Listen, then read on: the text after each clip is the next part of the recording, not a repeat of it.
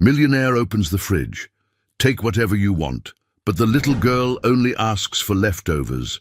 Before we begin this beautiful story that will touch your heart, subscribe now for more emotional stories, leave your like and comment if you would help this poor little girl to eat, and tell us where you are watching from.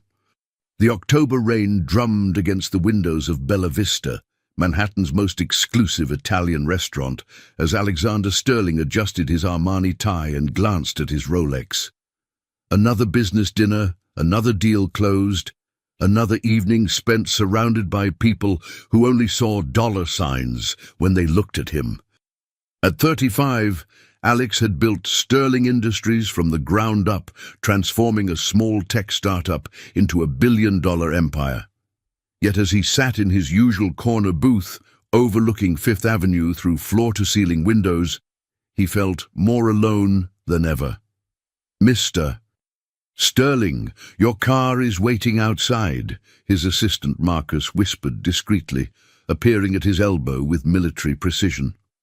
The evening's negotiations had concluded successfully, another acquisition that would pad Sterling Industries' already impressive portfolio.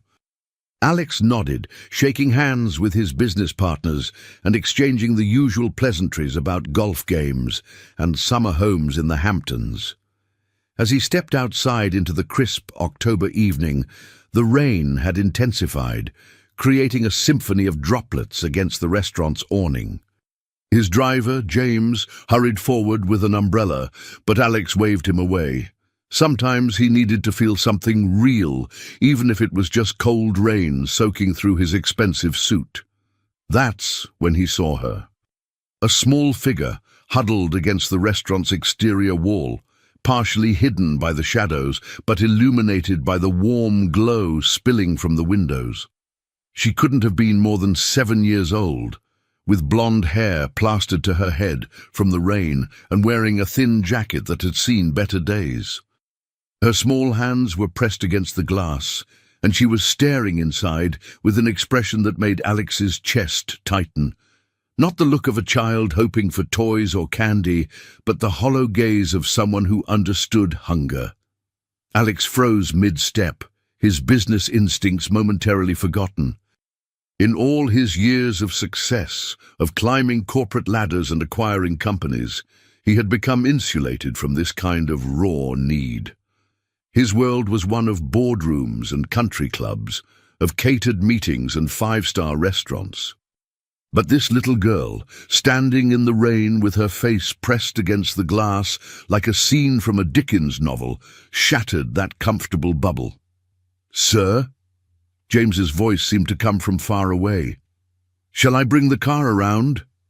Alex barely heard him. He was already walking toward the child, his expensive Italian leather shoes splashing through puddles he would normally avoid. As he approached, he could see her more clearly. She was even smaller than he had initially thought, probably no more than 40 pounds soaking wet.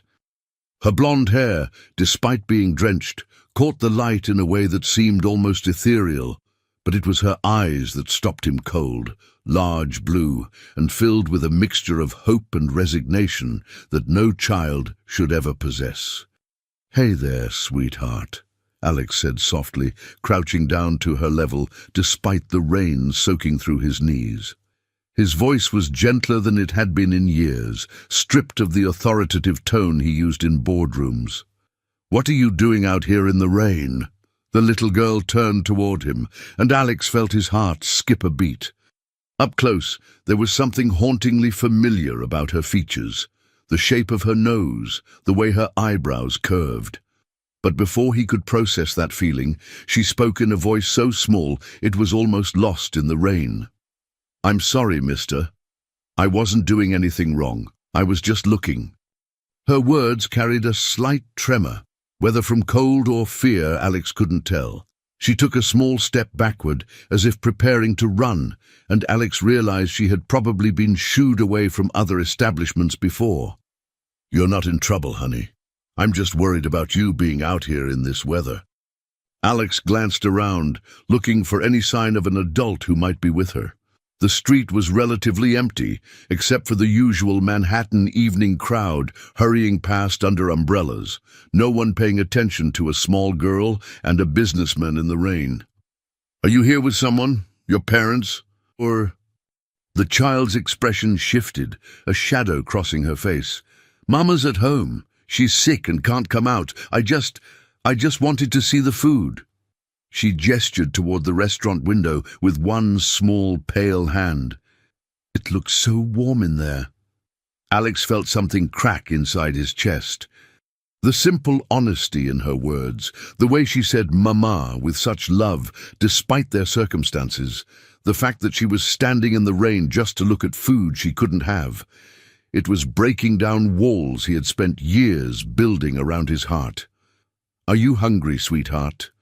The question came out before he could stop it, though he already knew the answer from the way she unconsciously placed a hand on her stomach. She nodded, but quickly added, "But I don't have any money. I wasn't asking for anything, I promise." That did it. Alex stood up, his decision made before his rational mind could interfere. "Well, I have plenty of money, and I was just about to have dinner myself. Would you like to join me?" The little girl's eyes widened in disbelief. "Really? But I'm all wet and dirty. They won't let me in there." Alex smiled. A real smile, the first genuine one he had produced in months. "Sweetheart, I own enough restaurants that I think we can find you a place to eat. But first, let's get you somewhere warm and dry."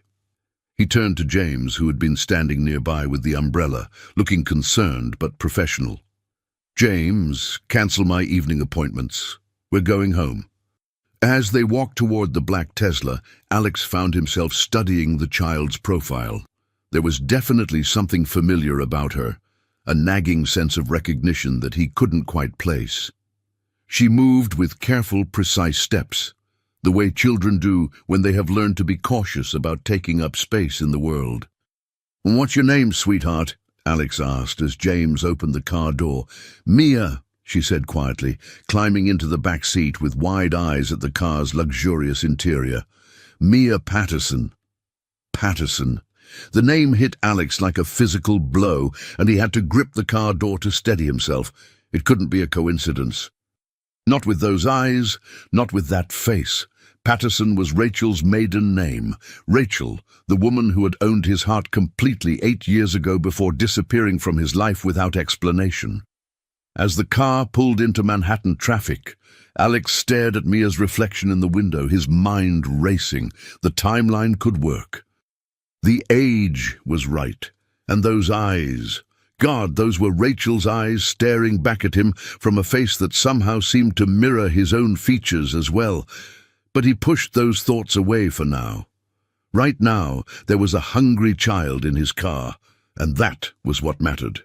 Everything else could wait until he had fed her and made sure she was safe. Still, as they drove through the glittering streets of Manhattan toward his penthouse, Alex couldn't shake the feeling that his entire world was about to change forever. The rain continued to fall against the car windows, but inside, something warm was beginning to bloom in a heart that had been cold for far too long. Alex's penthouse occupied the entire top floor of a glass tower overlooking Central Park, 40 stories above the city that never slept. As the private elevator rose smoothly upward, Mia pressed her small face against the glass panel, watching the lights of Manhattan spread out below them like a constellation fallen to earth. "Wow," she whispered, her breath fogging the glass. "You live in the clouds." Alex found himself smiling again, something that was becoming easier in this child's presence. Sometimes it feels that way. On foggy days, we really are above the clouds. When the elevator doors opened directly into his living space, Mia's mouth fell open. The penthouse was a study in modern minimalism. Floor-to-ceiling windows on 3 sides, gleaming hardwood floors, and furniture that belonged in architectural magazines. But what captured Mia's attention immediately was the view. Central Park stretched out like a dark green carpet below, bordered by the twinkling lights of the Upper East and Upper West sides. "This is where you live?" she asked in amazement, taking tentative steps into the space as if afraid she might break something just by being there.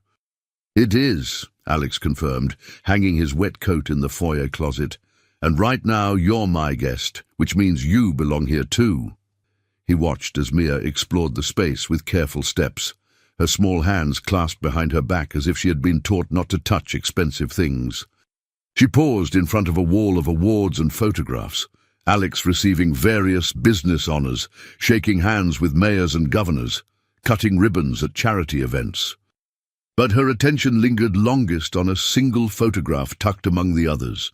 Alex at 27, laughing genuinely at some long-forgotten joke, his arm around a beautiful woman with dark hair and familiar blue eyes.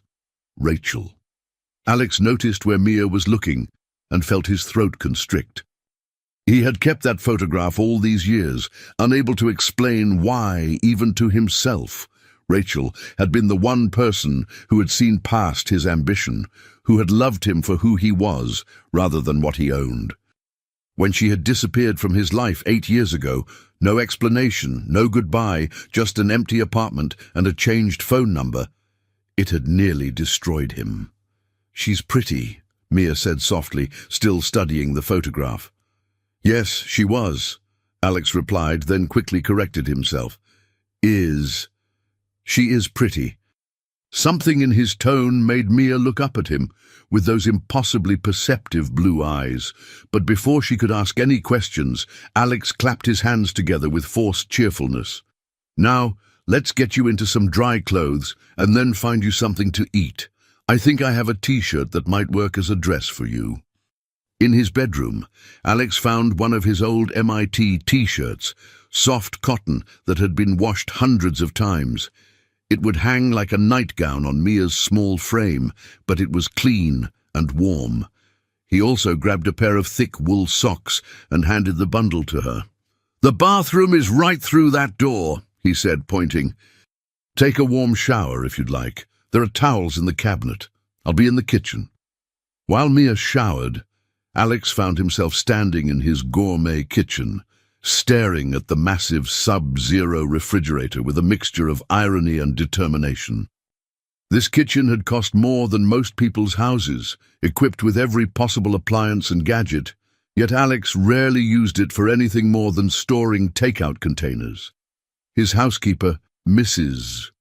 Chen, kept it stocked with organic everything, but Alex's meals usually came from restaurants or were prepared by his personal chef for dinner parties.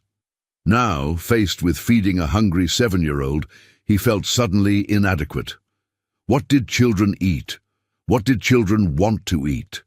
His business acumen, his ability to read markets and people, his talent for negotiation, none of it helped him understand what might appeal to a little girl who had been standing in the rain looking at food through a window. He opened the refrigerator and began taking inventory. Mrs. Chen had been here yesterday, so everything was fresh. There were organic vegetables, free-range eggs, artisanal cheeses, grass-fed beef, wild-caught salmon, imported fruit, and enough gourmet ingredients to stock a 5-star restaurant. In the freezer, he found organic ice cream, frozen berries, and various pre-made meals that his nutritionist had approved. The abundance suddenly felt obscene.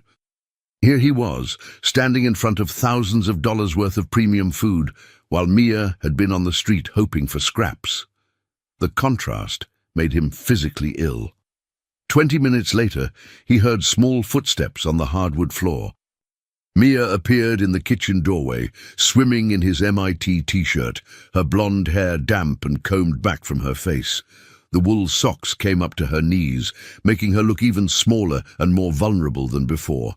But she was clean and warm, and there was color in her cheeks again. "Feel better?" Alex asked, and she nodded shyly. "Thank you for letting me use your shower. I was careful not to use too much soap." Again, that careful politeness that spoke of a child who had learned not to be a burden. Alex's heart clenched. "Mia, you can use as much soap as you want. You can use anything you need here, okay?" She nodded, but he could tell she didn't quite believe him. "Now," Alex said, opening the refrigerator with a flourish, "let's see what we can find for dinner. I have to confess, I don't cook very often, but I think we can figure something out together." Mia approached the open refrigerator slowly, her eyes widening as she took in the contents. Alex watched her face, expecting excitement or at least relief. Instead, he saw something else entirely, a kind of overwhelmed confusion, as if she were seeing something too good to be real. "This is your refrigerator?" she asked in a small voice. "It is, and I meant what I said. You can have anything you want, anything at all." Alex gestured broadly at the shelves of food. "Are you hungry for something specific? I have fruit, vegetables, cheese, eggs, meat, whatever sounds good to you." Mia stood there for a long moment, just staring at the abundance. Her small hands twisted in the hem of the oversized t-shirt, and Alex could see her struggling with something. Finally, in a voice so quiet he had to strain to hear it, she spoke. Could I maybe just have some leftovers?" Alex blinked, certain he had misheard. "Leftovers?" Mia nodded, not meeting his eyes. "Just whatever you don't want anymore. Mama always says that's how we do it. We take the leftovers so we don't waste anything. She says it's important not to take more than you need." The words hit Alex like a sledgehammer to the chest. This child, faced with more food than she had probably seen in months, was asking for scraps because that's what her mother had taught her was appropriate. The pure innocence of it, the ingrained humility and gratitude, was devastating. Alex had to turn away for a moment, gripping the edge of the marble countertop as he fought to compose himself. When he turned back, Mia was watching him with concerned eyes. "Did I say something wrong?" she asked anxiously. "No, sweetheart," Alex managed, his voice rougher than he intended. "You didn't say anything wrong. You said something perfect, but here's the thing. Everything in this refrigerator belongs to me, which means I can decide what to do with it. And right now, I've decided that whatever you want isn't leftovers. It's yours." Mia looked unconvinced, so Alex crouched down to her level again, something that was becoming a habit around this remarkable child. "Mia, your mama sounds like a very wise woman who taught you important things about not being wasteful and being grateful. Those are beautiful lessons. But sometimes, when someone invites you to their home and offers to share their food, the polite thing to do is to accept their generosity. Does that make sense?" She nodded slowly, though he could tell she was still processing this concept. "So," Alex continued, "instead of leftovers, why don't you tell me what your favorite food is? What makes you happy when you eat it?" Mia's face lit up for the first time since he'd met her. "Grilled cheese sandwiches. Mama makes them sometimes when she's feeling better, and tomato soup, but we don't usually have that." Alex grinned. "Grilled cheese and tomato soup it is. That happens to be one of my favorite combinations too."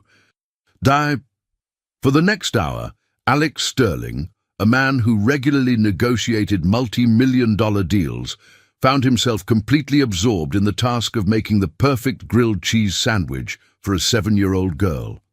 Mia sat on a bar stool at the kitchen island, swinging her legs and chattering about everything and nothing.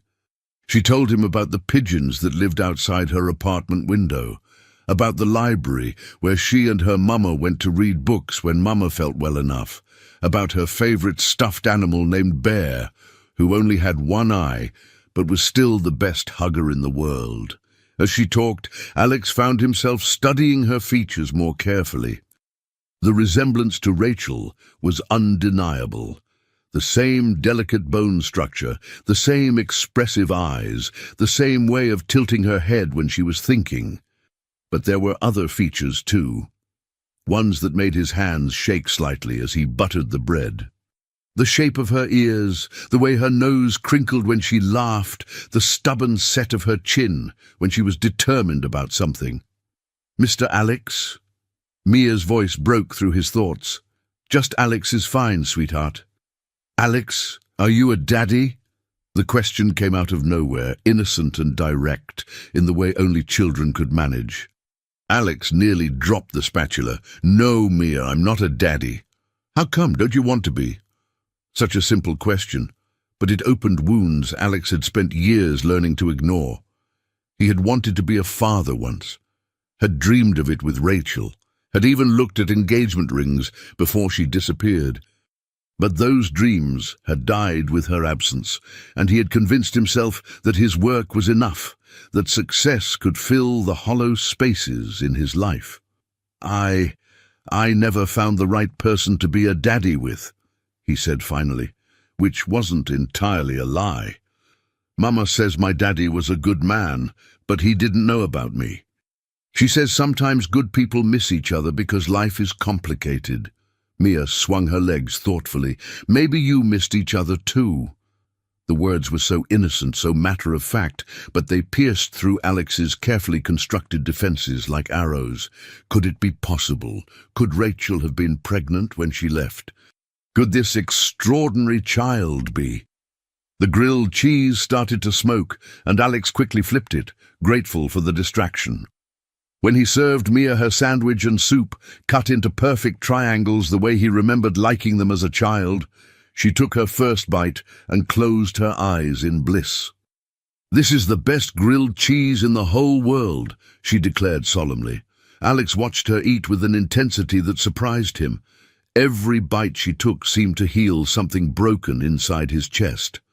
When she finished half the sandwich and pushed the plate away, he frowned. "Not hungry anymore?" I'm saving the rest for Mama," she said simply.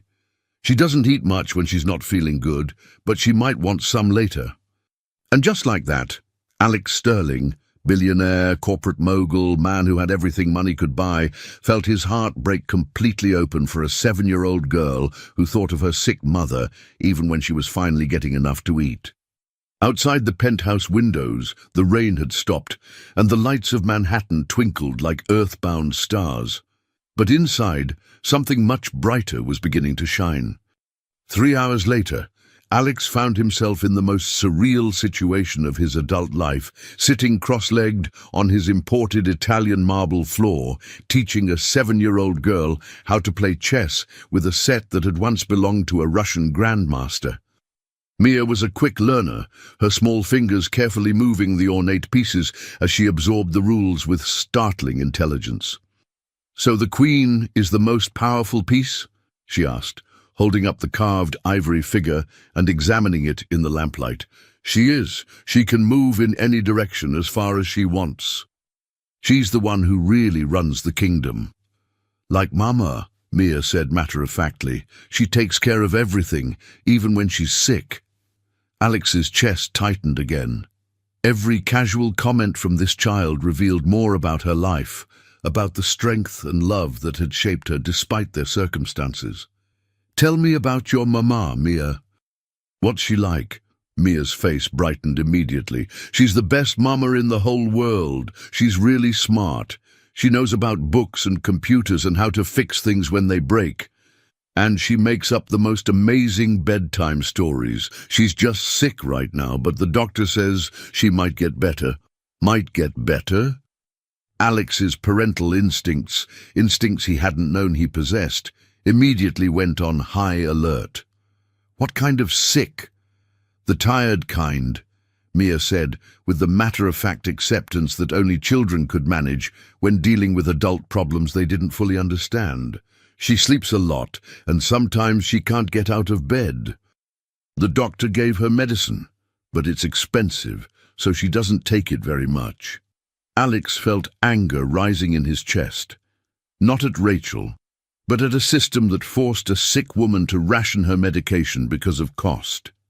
"Mia, when was the last time your mama saw the doctor?" "A long time ago. She says doctors cost too much money, and the medicine makes her feel funny anyway." Mia moved her pawn forward 2 spaces, then looked up at Alex with those devastating blue eyes. "But don't worry, Mama's really strong. She always takes care of me." "I'm sure she does, sweetheart. She raised an amazing little girl." They played in comfortable silence for a while, the only sounds the soft clicking of chess pieces and the distant hum of Manhattan traffic far below. Alex found himself studying Mia's face as she concentrated on the game, cataloguing every feature that reminded him of Rachel, every gesture that seemed hauntingly familiar. "Alex?" Mia's voice was soft, hesitant. Do you think Mama will be worried about me?" Reality crashed back down on Alex like a cold wave. He had been so caught up in the surreal pleasure of having this child in his home, so focused on feeding her and making her comfortable, that he had temporarily forgotten she belonged somewhere else. Somewhere with a sick mother who was probably frantic with worry by now. Oh God, Mia, yes, she's probably very worried. Alex looked at his watch and was shocked to see it was nearly 9 o'clock. "We need to get you home right away. Why didn't you say something earlier?" "I didn't want to leave," Mia admitted in a small voice. "This has been the best day I've had in a really long time, but Mama will be scared if I'm not home soon." Alex's heart broke a little more. The idea that this simple evening, a shower, a warm meal, a game of chess, constituted the best day this remarkable child had experienced recently was almost too much to bear. "Of course you didn't want to leave, and I'm glad you had a good time, but your mama loves you, and she needs to know you're safe." Alex began putting the chess pieces away, his mind already racing ahead to logistics. "Can you tell me your address?" Mia recited an address in Queens that Alex recognized as being in one of the borough's more challenging neighborhoods. Not dangerous exactly, but definitely not affluent. The kind of place where people worked hard for everything they had and still sometimes came up short. "James can drive us there," Alex said, already reaching for his phone to call his driver. "But first, let's pack up some food for your mama." In the kitchen, Alex quickly assembled what could only be described as a care package. He filled multiple containers with leftover ingredients from their cooking adventure, added fresh fruit, organic vegetables, and several pre-prepared meals that Mrs. Chen had stocked in the freezer. He included the other half of Mia's grilled cheese sandwich, carefully wrapped, along with extra soup. Mia watched with wide eyes as he packed bag after bag. "Alex, that's too much. Mama always says we shouldn't take more than we need." "Your mama sounds like a very wise woman," Alex replied, continuing to pack. "But sometimes when someone wants to share what they have, the kindest thing to do is let them. This makes me happy to give, Mia. It makes me feel good inside." As they rode through the night toward Queens, Alex found himself growing increasingly nervous. In a few minutes, he would meet Rachel again, the woman who had disappeared from his life without explanation, taking his heart with her. The woman who had apparently been carrying his child when she left, though she hadn't told him. If Mia was his daughter, the possibility seemed both impossible and inevitable. The timeline worked perfectly. The resemblance was uncanny. And the way he felt about this child, the instant overwhelming love and protectiveness, suggested a connection deeper than simple kindness. "Mama's apartment is up there," Mia said, pointing to a third-floor window in a modest brick building. "The light's on, so she's awake." Alex's heart began pounding as James parked the car. This was it. In a few minutes, he would have answers to questions that had haunted him for 8 years. The building had no doorman, no elevator. Alex and Mia climbed 2 flights of stairs, Alex carrying the bags of food while Mia skipped ahead, clearly excited to be home. The hallway was clean but worn, with old carpet and fluorescent lighting that gave everything a harsh, institutional feel. Mia stopped in front of apartment 3B and knocked in what was clearly a familiar pattern. 2 short, 1 long, 2 short again. "Mama, it's me. I'm home." There was the sound of multiple locks being undone, and then the door opened to reveal a woman who made Alex's knees go weak. Rachel, 8 years older, thinner than he remembered, with dark circles under her eyes and a pallor that spoke of illness. But Unmistakably, heartbreakingly, Rachel. She was wearing an oversized sweater and leggings, her dark hair pulled back in a messy bun, and she looked like she had been crying.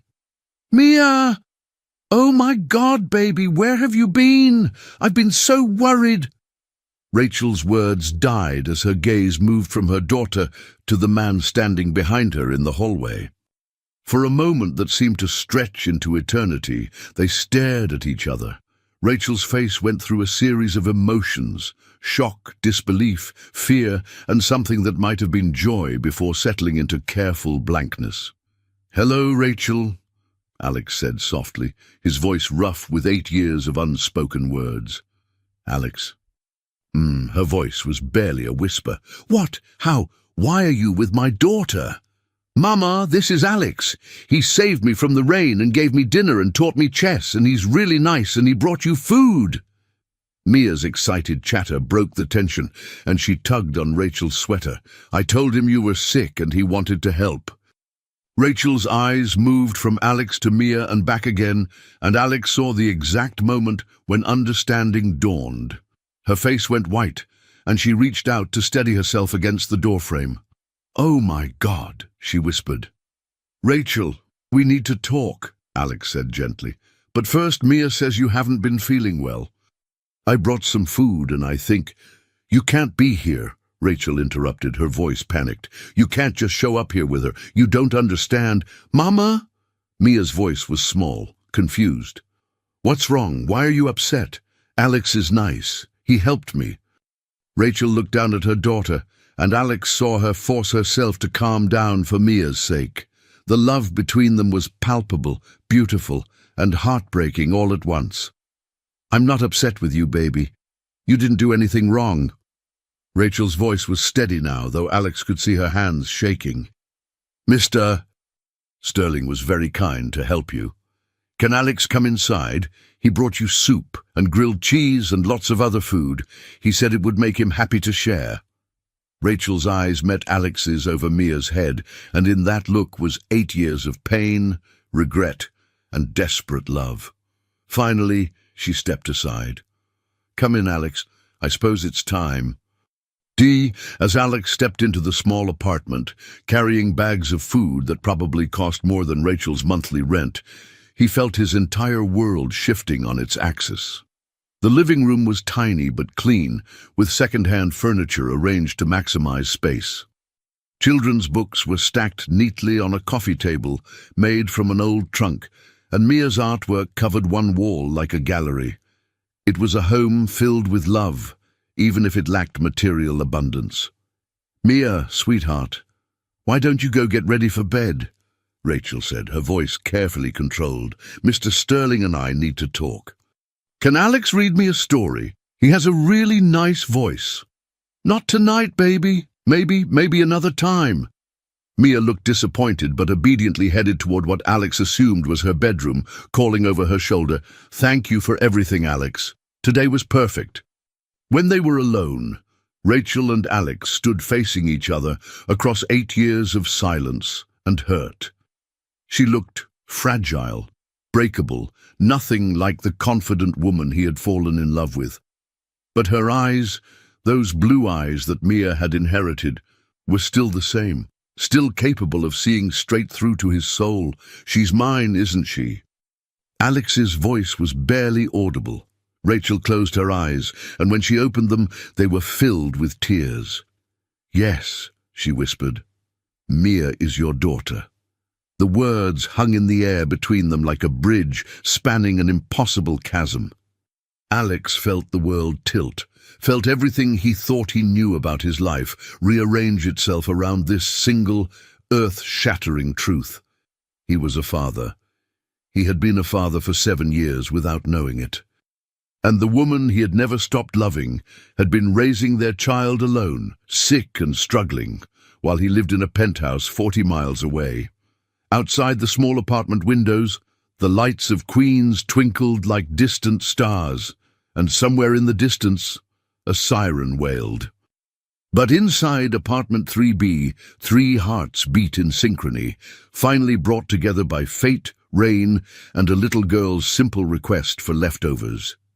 The real story was just beginning. The silence stretched between them like a canyon, filled with 8 years of unspoken words and buried pain. Rachel stood with her arms wrapped around herself, as if trying to hold together pieces that might shatter at any moment. Alex stared at her, his mind reeling with questions that tumbled over each other like an avalanche. Why?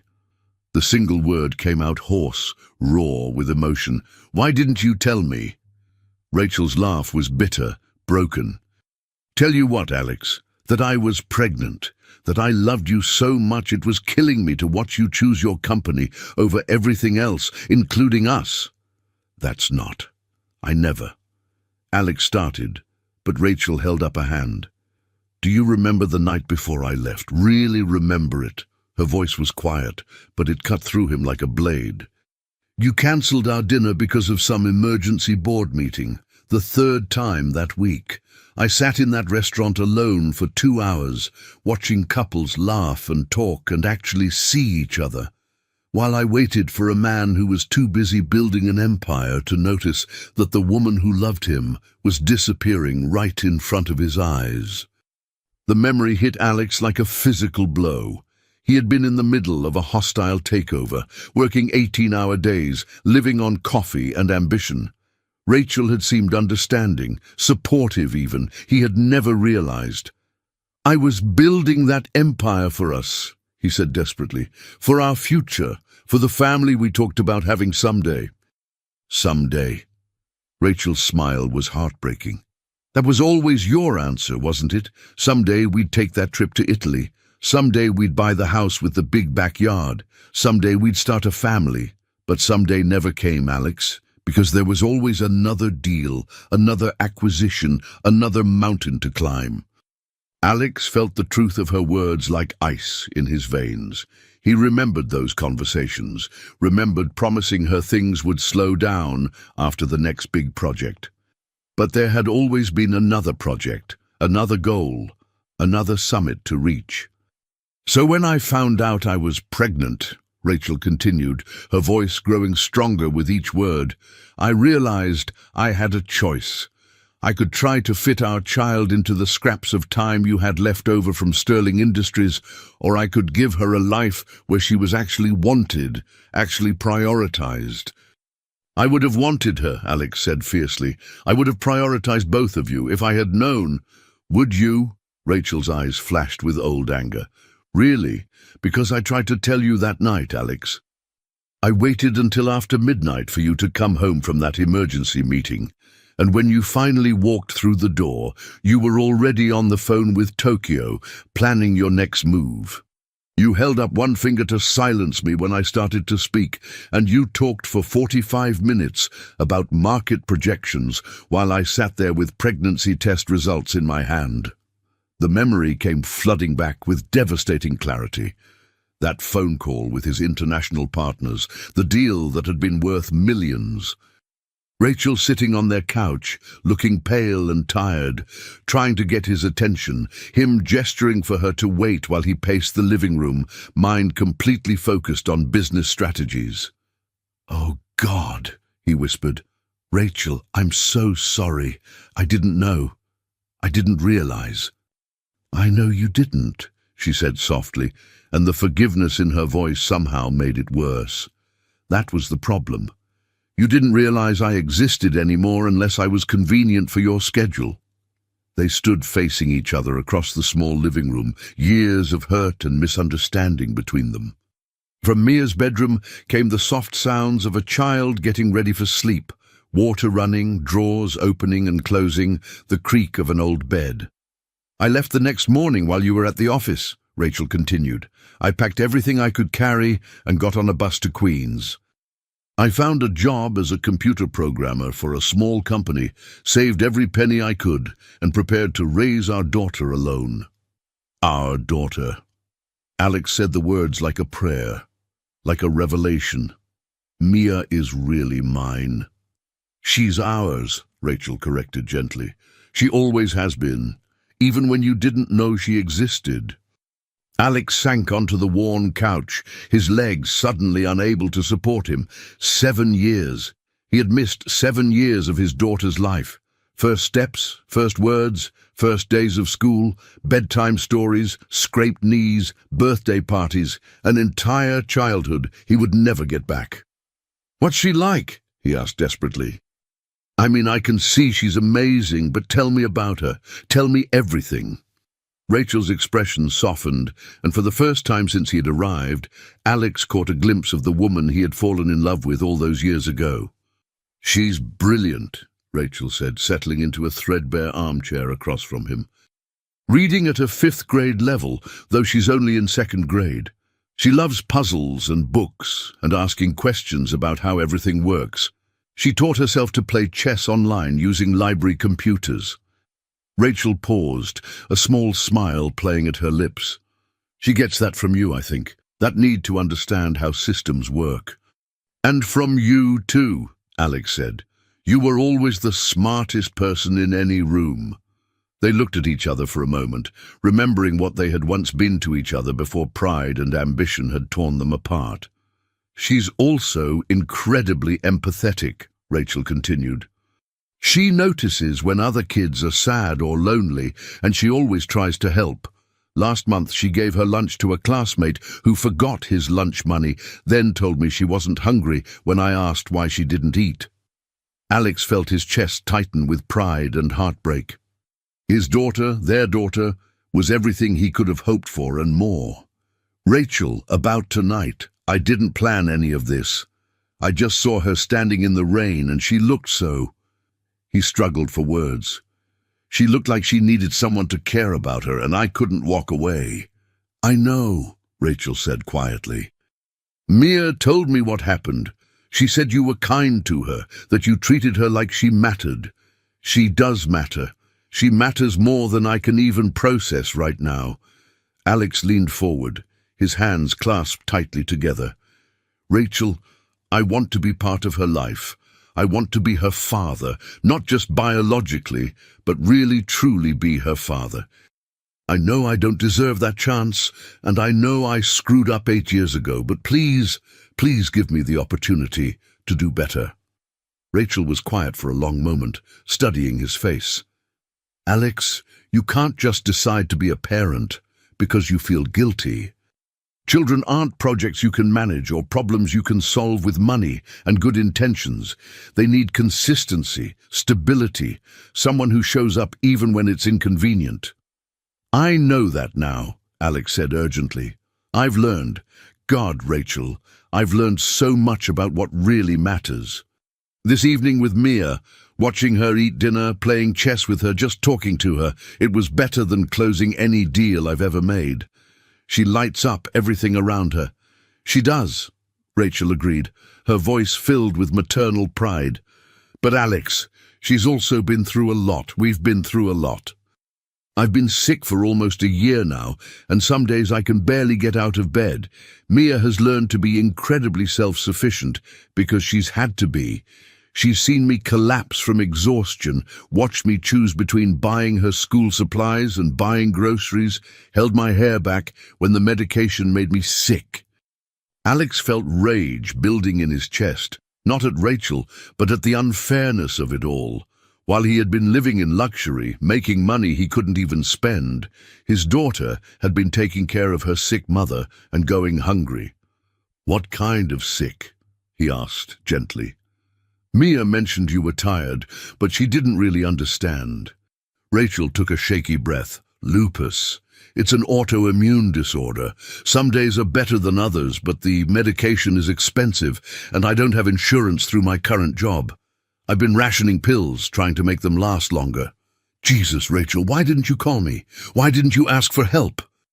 "Ask for help from the man who never called to check on me after I left, who replaced me with a string of socialites before my apartment was even cold." Rachel's voice was sharp with old pain. Alex flinched. She was right. He had thrown himself into work and meaningless relationships, trying to fill the hole she had left behind. He had never once tried to find her, telling himself she had made her choice clear. "I was hurt," he said inadequately. I was angry and hurt and stupid. We both were, Rachel admitted. But Alex, even if I had called, what would you have done? Sent a check?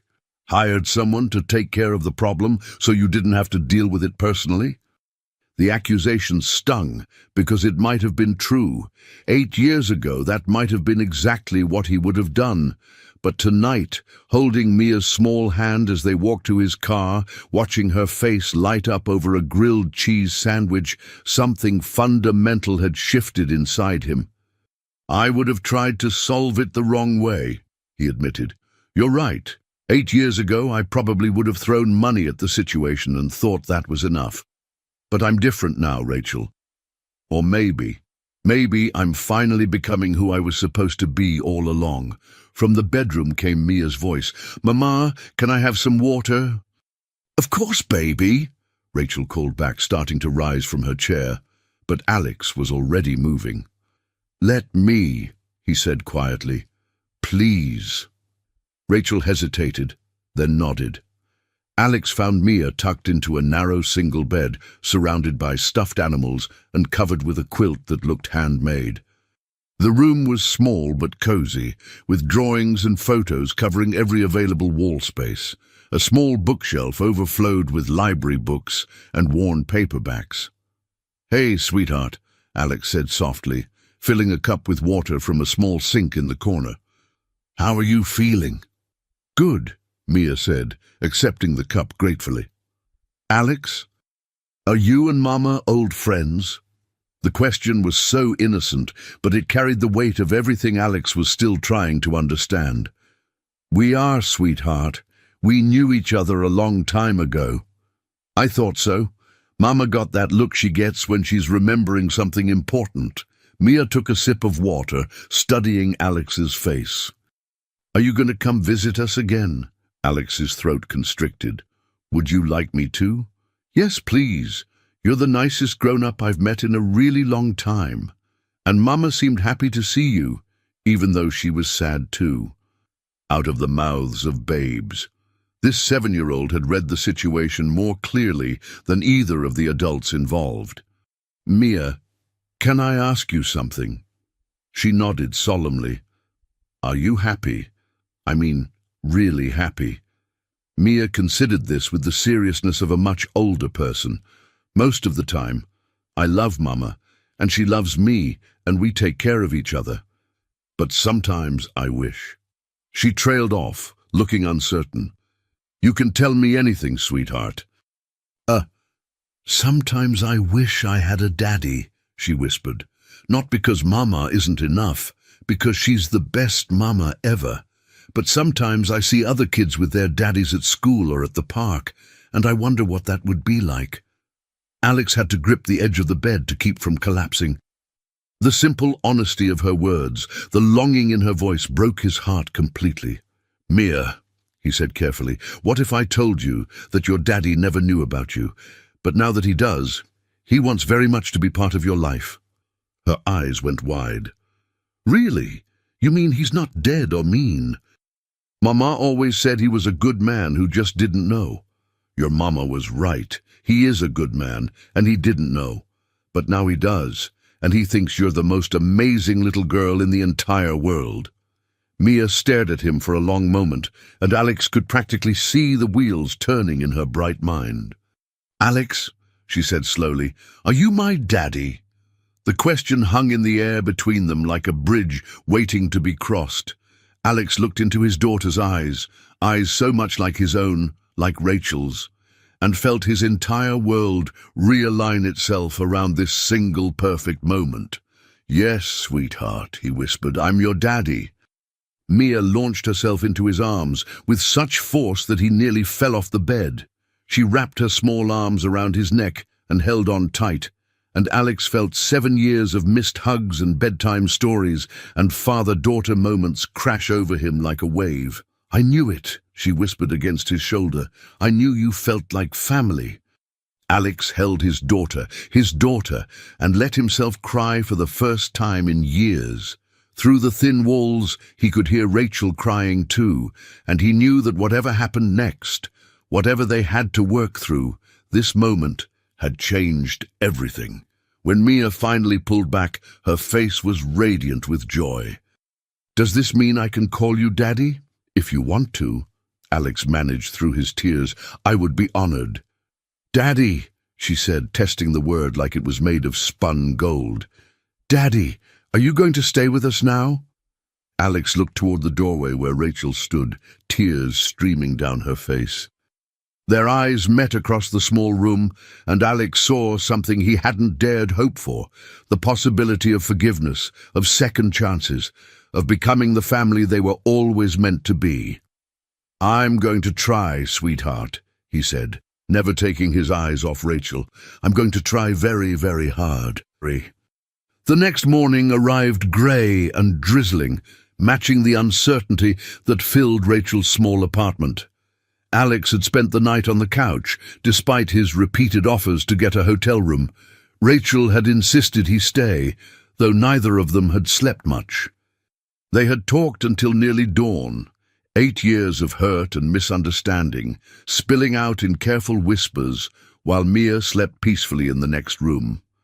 Now, watching Alex help Mia get ready for school, with the careful attention of a man learning to be a father, Rachel felt her carefully constructed walls beginning to crumble.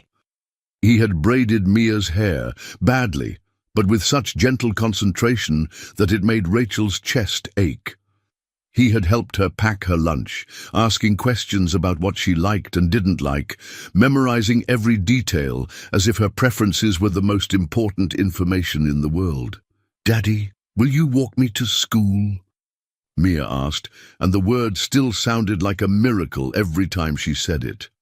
Alex looked to Rachel for permission, and she nodded. "I'll come too," she said, reaching for her coat. The walk to PS 147 was only 6 blocks, but it felt like a journey through a new world. Alex held Mia's hand on one side while Rachel walked on the other, and passers-by might have mistaken them for any normal family heading to school on a Tuesday morning. The illusion was both comforting and painful. "Mrs. Patterson?" Mia's teacher, Ms. Rodriguez, looked surprised to see Rachel at the school gates. Usually, Mia walked to school alone on days when Rachel was too sick to leave the apartment. "How are you feeling?" "Better, thank you," Rachel replied, acutely aware of Alex standing beside her in his expensive suit, looking like he had stepped out of a magazine spread on successful executives. "And you must be Mia's father, Ms.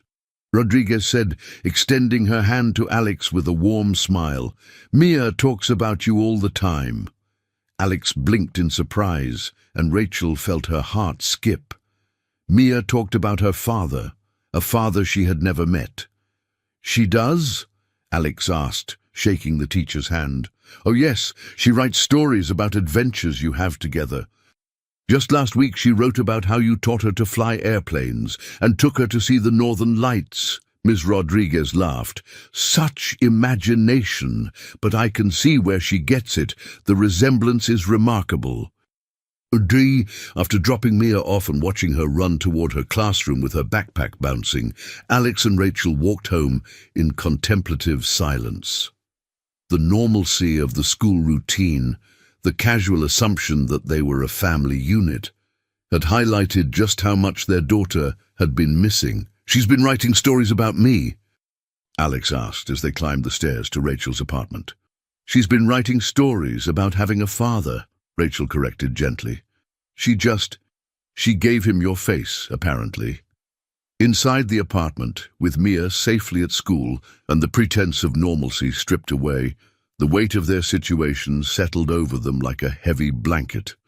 Alex stood in the middle of the small living room, looking lost and overwhelmed. "Rachel, we need to talk about what happens next," he said finally. "I can't just walk away from this. I can't pretend I don't know I have a daughter."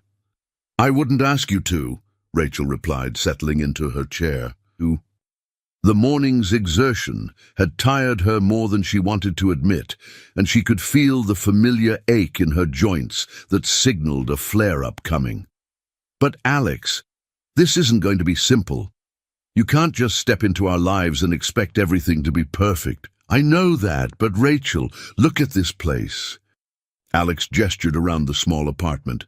You're sick, you're struggling financially, and Mia is growing up without things she needs. I can help. I want to help. With money, Rachel said flatly. With everything. Alex's voice rose, then he forced himself to calm down. Yes, with money, because money can solve some problems. It can get you better medical care. It can get Mia into better schools. It can give you both security and options. But not just money, Rachel. I want to be here. I want to be part of her life, part of both your lives. Rachel studied his face, looking for signs of the man who had once promised her the world, but had been too busy conquering it to notice when she needed him most. What she saw instead was different, older, more weathered, but also more present somehow. As if the driven intensity she had once loved and lost him to had been tempered into something deeper. "What about Sterling Industries?" she asked. "What about all those important meetings and emergency deals?" Alex was quiet for a long moment. "I've been thinking about that all night. I built that company to be self-sustaining, to run efficiently without requiring my constant attention. The problem was that I enjoyed the attention it required. I liked being indispensable, liked being the man with all the answers." He paused, running a hand through his hair.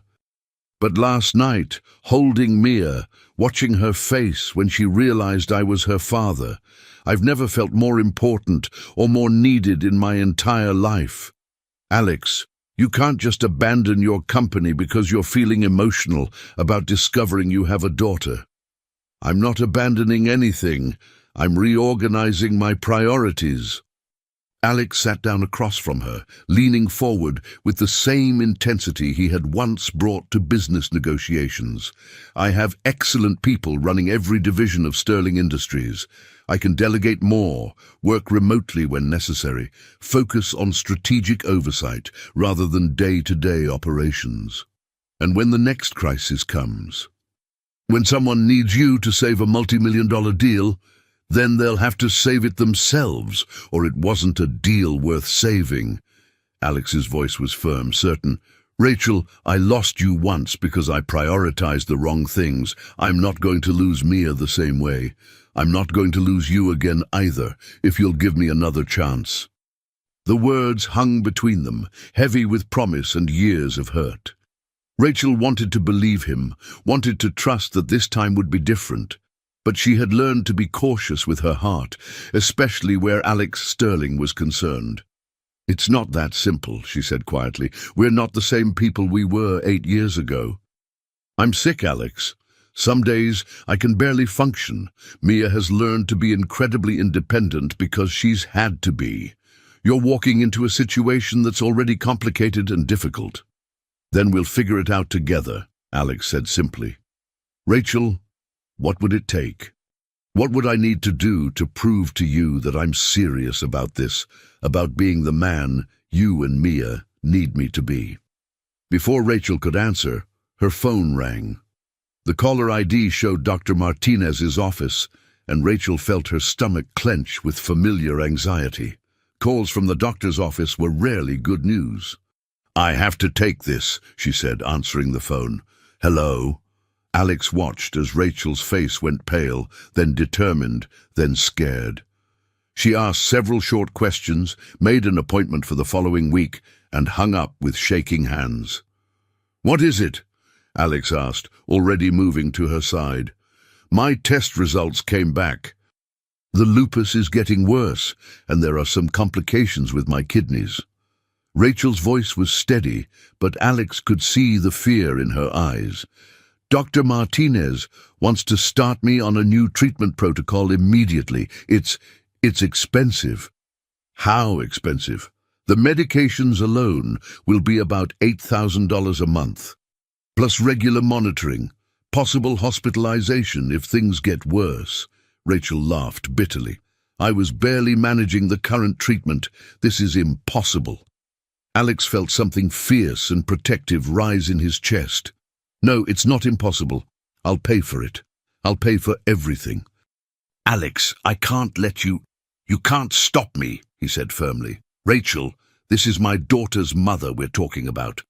This is someone I care about very much who needs help. I have more money than I could spend in 10 lifetimes. Please let me use it for something that actually matters. Rachel stared at him, and Alex could see her pride warring with her practicality, with her love for Mia, with her own desire to survive and be there for their daughter. There's something else, she said quietly. Dr. Martinez thinks I should consider moving somewhere with better air quality, less stress. The pollution and pace of life here aren't helping my condition. Where would you want to go? Rachel was quiet for a moment. When I was little, my grandmother lived in a small town in Vermont. Mountains, clean air, quiet. I always thought, if I could afford it, that's where I'd want to raise Mia. Then that's where we'll go, Alex said without hesitation. We. Alex looked at her steadily. Rachel, I know you have every reason not to trust me. I know I hurt you badly 8 years ago, and I know I have to earn the right to be part of your lives, but I'm not going anywhere. If you move to Vermont, I'll move to Vermont. If you need to stay here, I'll stay here. Whatever it takes to be the father Mia needs and the partner you deserve. Partner? Rachel's voice was barely a whisper. I never stopped loving you, Alex said simply. Even when I was angry, even when I convinced myself I had moved on, even when I was too proud to admit I had made the biggest mistake of my life when I let you go. I know I don't deserve another chance, but if you'll give me one, I promise I'll spend the rest of my life proving that you can trust me with your heart again. Rachel felt tears welling up in her eyes. The man sitting across from her wasn't the driven, distracted workaholic she had left 8 years ago. This was someone who had learned what really mattered, someone who was looking at her like she was the most precious thing in his world. Alex, I'm scared, she admitted. I'm scared of getting sick, scared of leaving Mia alone, scared of trusting you and being hurt again. Then let me help you not be scared, Alex said, reaching for her hands. Let me take care of you the way I should have 8 years ago. Let me be the father to Mia that I never got the chance to be. Let me love both of you the way you deserve to be loved. Before Rachel could respond, they heard the sound of small footsteps on the stairs outside, faster than usual. The door burst open and Mia flew in, her face bright with excitement. Mama! Daddy! I told everyone at school that I have a daddy now, and Ms. Rodriguez said we could do a family tree project, and Billy Thompson said his daddy takes him fishing on weekends. And can we go fishing? And Sarah's daddy knows how to make pancakes that look like animals, and... She stopped abruptly, noticing the serious expressions on their faces. What's wrong? Why do you both look sad? Rachel and Alex exchanged glances. How do you explain to a 7-year-old that her mother is sicker than she realized? That big changes might be coming, that the family she had just discovered might have to face difficult challenges together. Come here, sweetheart, Rachel said, patting her lap. Mia climbed up, all elbows and knees and boundless energy. Mama and I were just talking about some changes that might be happening, Alex said carefully. Good changes or bad changes? Mia asked with the directness of childhood. Different changes, Rachel said diplomatically. Changes that might mean we move to a new place, but also changes that mean Daddy will be with us more.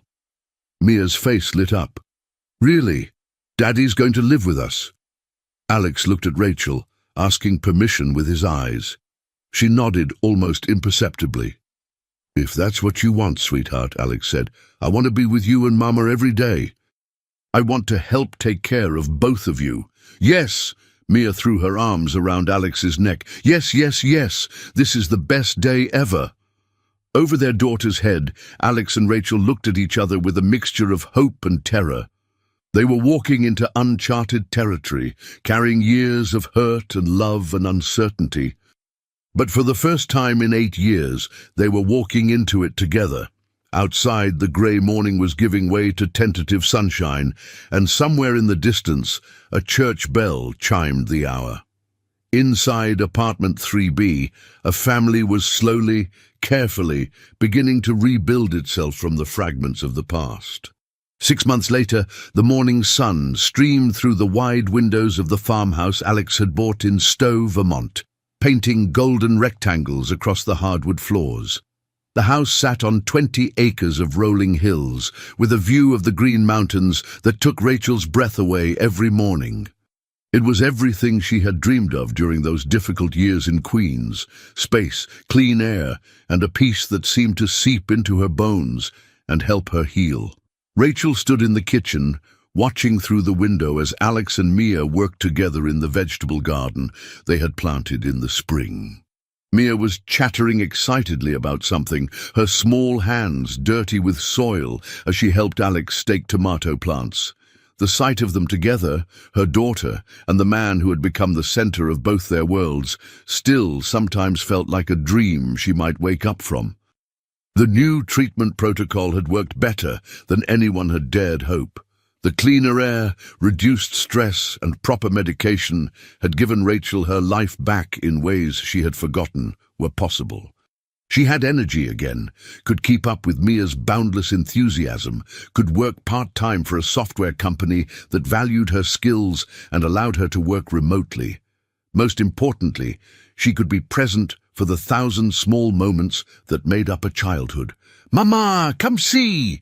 Mia's voice carried clearly through the open window. "Daddy says the carrots are almost ready." Rachel smiled, grabbing her coffee mug and stepping onto the back porch. Alex looked up from where he was kneeling in the dirt, and her heart still skipped a beat at the sight of him. 6 months of Vermont living had changed him. He was more relaxed, laughed more easily, and had developed what Mia called farmer muscles from all the outdoor work.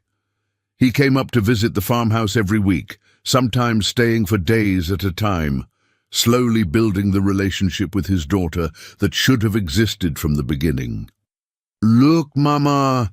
Mia held up a carrot the size of her forearm, beaming with pride. "It's huge! Daddy says we can make carrot cake with it." "Daddy's been promising a lot of cooking projects lately," Rachel observed, settling into one of the Adirondack chairs Alex had built for the porch. "I'm learning," Alex said, brushing dirt off his hands as he approached the porch. "YouTube is surprisingly educational when it comes to cooking with 7-year-olds.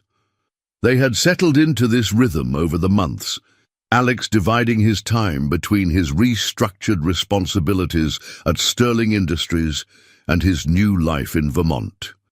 He had bought a small apartment in New York for when business required his physical presence, but his real home was increasingly here, with them. He had proven day by day and week by week that his priorities had fundamentally shifted. "Speaking of which," Alex said, settling into the chair beside Rachel's, "I have some news." The tone of his voice made both Rachel and Mia look at him attentively. "I've been talking to my board of directors about making some permanent changes to my role at Sterling Industries." Alex paused, watching their faces. "They've agreed to let me step back from day-to-day operations completely. I'll remain as chairman of the board, with input on major strategic decisions, but the company will be run by people who are frankly better at managing details than I ever was." Rachel felt her heart begin to race. "Alex, what does that mean?" "It means," Alex said, reaching for her hand, "that I can be here full-time. Really here, not just visiting. It means I can coach Mia's soccer team and help with homework every night and be the kind of father and partner I should have been all along." Mia let out a shriek of delight that probably scared every bird within a mile radius. "Really? You're going to live here all the time?" "If you'll have me," Alex said solemnly, "both of you." Rachel stared at him, overwhelmed by the magnitude of what he was offering. Sterling Industries was his life's work, his legacy, his identity for so many years. For him to step away from active leadership was... "Are you sure?" she asked quietly. "Alex, you built that company from nothing. Are you sure you won't regret this?" Alex smiled, the expression transforming his face with genuine joy. "Rachel, 6 months ago I thought my legacy was a billion-dollar company. Now I know my real legacy is that little girl over there who inherited my stubborn streak and your brilliant mind. I know it's the family we're building together, the love we're creating in this house. Sterling Industries will survive and thrive without me micromanaging every decision. But Mia won't get another childhood, and I don't want to miss another minute of it." Mia had abandoned the garden entirely and was now bouncing around the porch like a small dirt-covered tornado. "Does this mean we're a real family now? Like, officially?" Alex and Rachel looked at each other, a conversation passing between them without words. They had been moving slowly, carefully, rebuilding trust and love with the patience of people who understood how precious and fragile second chances could be. "Mia," Alex said, pulling something from his pocket, "there's something I want to ask both you and your mama." Rachel's breath caught as Alex dropped to one knee on the porch, holding a small velvet box. "Rachel Patterson," he said, his voice thick with emotion. 8 years ago, I was too stupid and scared to ask you this question when I should have. I've spent 6 months proving that I'm a different man now, but I want to spend the rest of my life showing you and Mia how much you both mean to me." Mia had gone completely still, her eyes wide with understanding beyond her years. "Will you marry me?" Alex continued. "Will you let me be your husband and Mia's father, officially and forever? Will you help me build the family we should have had all along?" The ring was perfect, a simple solitaire that caught the morning light and threw rainbows across the porch. But it was the look in Alex's eyes that made Rachel's decision, the absolute certainty and love she saw there. "Yes," she whispered, then louder, "Yes." Mia launched herself at both of them, and they ended up in a laughing, crying pile on the porch floor, holding each other tight as if they could prevent time from ever separating them again. Later that afternoon, as they sat around the kitchen table planning their wedding and Mia's official adoption, because Alex wanted to make sure his daughter carried his name legally as well as in his heart, Rachel marveled at the journey that had brought them here. A year ago, she had been a sick, struggling single mother watching her daughter go hungry. Alex had been a lonely workaholic living in a glass tower, successful by every measure that didn't actually matter. A chance encounter in the rain, a small girl's innocent request for leftovers, had changed everything. "What are you thinking about?" Alex asked, noticing her contemplative expression. "Just how different everything is now, how a single moment can change your entire life." "The best moment of my life," Alex said firmly. "The moment I found my family." Mia looked up from the wedding magazines Rachel had produced from somewhere, her face serious. "Daddy, were you sad before you found us?" Alex considered the question with the honesty his daughter deserved. "I was, sweetheart. I didn't realize how sad I was because I kept myself too busy to think about it. But yes, I was very sad and very lonely. But you're happy now. I'm the happiest man in the world now." "Good," Mia said with satisfaction, returning to her magazine. "Because Mama was sad too, even though she tried to hide it. But now we're all happy together." As the sun set behind the green mountains, painting the sky in shades of pink and gold, the Sterling family, soon to be officially complete, sat around their kitchen table making plans for their future. There would be challenges ahead, they knew. Rachel's health would require ongoing attention. Mia would grow up and test their patience in the way all children do, and Alex would have to continue proving every day that his transformation was permanent. But they would face those challenges together, as a family born not from convenience or circumstance, but from love that had survived separation, mistakes, and lost time. They had learned that some stories don't end with the first goodbye, that sometimes the most beautiful chapters are written after we think the book is closed. Outside their farmhouse windows, fireflies began to dance in the gathering dusk, and somewhere in the distance, a barn owl called to its mate. Inside, three hearts that had found their way home to each other began planning the rest of their lives together. One day, one meal, one bedtime story at a time. Alex Sterling had finally learned what true success looked like. It looked like a 7-year-old girl with grass stains on her knees and soil under her fingernails, calling him Daddy. It looked like a woman who loved him enough to give him a second chance to be the man he was meant to be.